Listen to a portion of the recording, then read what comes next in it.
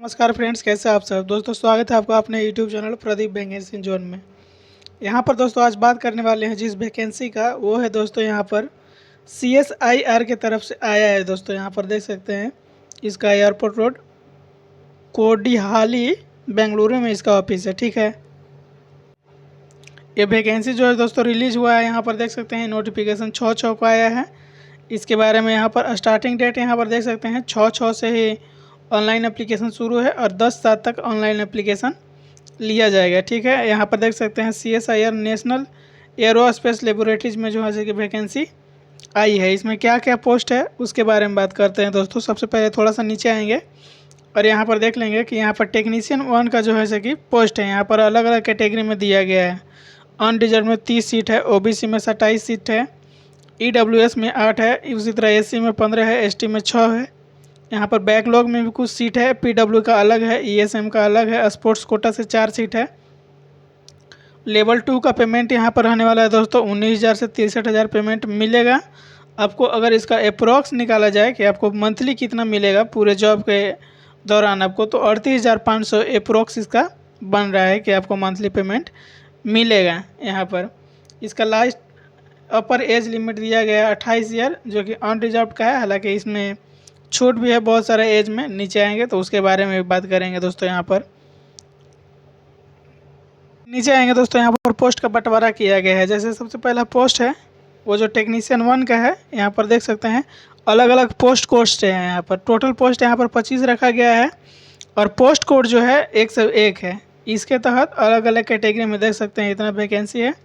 इसके लिए क्वालिफिकेशन आपको चाहिए 10th प्लस साइंस सब्जेक्ट से होना चाहिए, 55% मार्क्स, ITI आपको होना चाहिए, तो आप इस फॉर्म को भर सकते हैं फीटर ट्रेड में। उसी तरह यहाँ पर अलग है, यहाँ पर 10th होना चाहिए, +2 ईयर फुल एक्सपीरियंस होना चाहिए, अप्रेंटिस जो किए हुए हैं फीटर ट्रेड में वो भर सकते हैं। यानी कि ये ITI फीटर वाले के लिए है यहाँ पर। ठीक है, वेल्डर भी है। और जो अलग अलग यहाँ पर दिया गया है, जैसे टेक्नीशियन 1 का उसका पोस्ट कोड 101 था, तो यहाँ पर टेक्नीशियन 1 का पोस्ट कोड 102 है। यहाँ पर नंबर ऑफ पोस्ट कोड यहाँ पर 2 है। वेल्डर ट्रेड का है ये, यहाँ पर भी देख सकते हैं वेल्डर ट्रेड का है। ये ऑल इंडिया भर सकते हैं, इसमें कोई दिक्कत वाली बात नहीं है। तीसरा में आएंगे, यहाँ पर दोस्तों देख सकते हैं ये इसका टेक्नीशियन 1 का ही है, लेकिन पोस्ट कोड यहाँ पर 103 कर दिया गया। नंबर ऑफ पोस्ट यहाँ पर 3 है।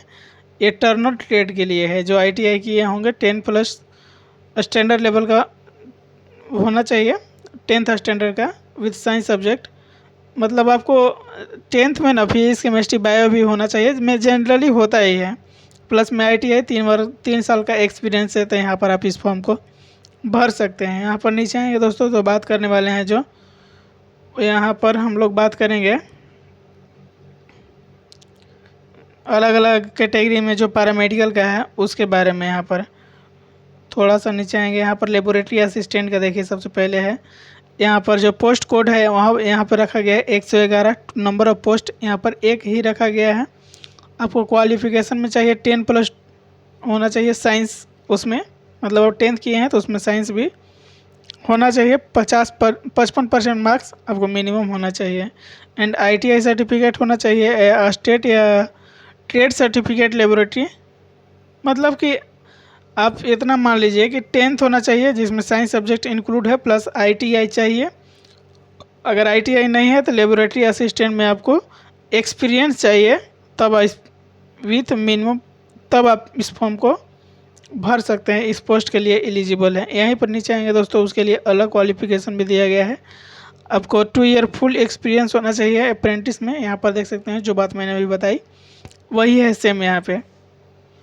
थोड़ा सा नीचे आएंगे दोस्तों तो यहाँ पर जो बात करने वाले हैं, यहाँ पर अलग अलग ट्रेड वालों को दिया गया है। जैसे मोटर मैकेनिक का है, यहीं पर आएंगे तो इलेक्ट्रो प्लांटर का है।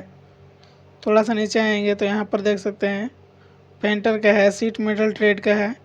थोड़ा सा और नीचे आएंगे दोस्तों यहाँ पर तो हम लोग जो बात करने वाले हैं एक्सरे टेक्नीशियन, जिसमें ट्रेड चाहिए। ठीक है, यानी कि आपको 10 प्लस होना चाहिए साइंस वाला जो अभी बात कर रहे हैं। मतलब आपको 10th होना चाहिए और एक्सरे टेक्नीशियन में आपको एक्सपीरियंस होना चाहिए 2 साल के, तब इस फॉर्म को भर सकते हैं। इसका पोस्ट कोड देखिए 120 से अलग दिया गया है। यहाँ पर फिजियोथेरेपी में भी सेम है, आपको 10th होना चाहिए, प्लस में आपको फिजियोथेरेपी में है सर्टिफिकेट होना चाहिए, तब आप इस फॉर्म को भर सकते हैं। यहाँ पर मोड ऑफ सिलेक्शन के लिए यहाँ पर बहुत सारा दिया गया है, आपको कैसे कैसे होगा। सबसे पहले आपको 3 तरह का एग्ज़ाम देना पड़ेगा। स्टेज 3 होगा एग्ज़ाम का, स्टेज फर्स्ट, स्टेज सेकेंड और स्टेज थर्ड। यहाँ पर 3 तरह का एग्ज़ाम आपको, मतलब 3 स्टेज में आपको एग्ज़ाम देना पड़ेगा। पेपर 1, पेपर 2, पेपर 3 करके यहाँ पर देख सकते हैं। उसके बारे में बात कर लेते हैं कि कैसे कैसे यहाँ पर बात करना है। यहाँ पर 2 स्टेज में होगा, नंबर 1 स्टेज में और नंबर 2 स्टेज में। नंबर 2 स्टेज में आपको 3 तरह का पेपर देना पड़ेगा। और स्टेज 1 जो है, स्टेज 1 में आपको केवल और केवल रिलेवेंट सब्जेक्ट जैसे लैब टेक्नीशियन का है, एक्स टेक्नीशियन का है, ITI का, जिस ट्रेड का है उसका आपको पूछा जाएगा। ठीक है। यहाँ पर स्टेज 2 में जो एग्जामिनेशन जो होने वाला है, आपको ऑब्जेक्टिव बेस्ड एग्जामिनेशन होगा। नंबर ऑफ क्वेश्चन होगा 250 और टोटल समय आपको दिया जाएगा 2.5 घंटा। ठीक है। आपको लैंग्वेज के बारे में लैंग्वेज देखने को मिलेगा हिंदी और इंग्लिश। वैसे ही नीचे आएंगे तो यहाँ पर सभी एक ही पेपर होगा, एक ही दिन होगा। ठीक है। एक ही यहाँ पर जो पेपर फर्स्ट होगा वो 50 नंबर का होगा। टोटल 100 मार्क्स, 50 क्वेश्चन रहेगा, 100 मार्क्स का रहेगा, यानी एक क्वेश्चन 2 मार्क्स का रहेगा। यहाँ पर नेगेटिव मार्किंग नहीं होगा। लेकिन जो पेपर सेकेंड और थर्ड होगा उसमें यहाँ पर नेगेटिव मार्किंग रहेगा। देख सकते हैं यहाँ पर एक रॉन्ग आंसर पर 1 नंबर काट लिया जाएगा। टोटल आपको जो है एक, जैसे लैंग्वेज 25 है तो यहाँ पर 75 मार्क्स आपको मिलेगा, नहीं एक क्वेश्चन पर 3 मार्क्स रहेगा। ठीक है। यहाँ पर देख ही सकते हैं अलग अलग टाइम भी दिया गया है कि आपको कितना टाइम दिया जाएगा।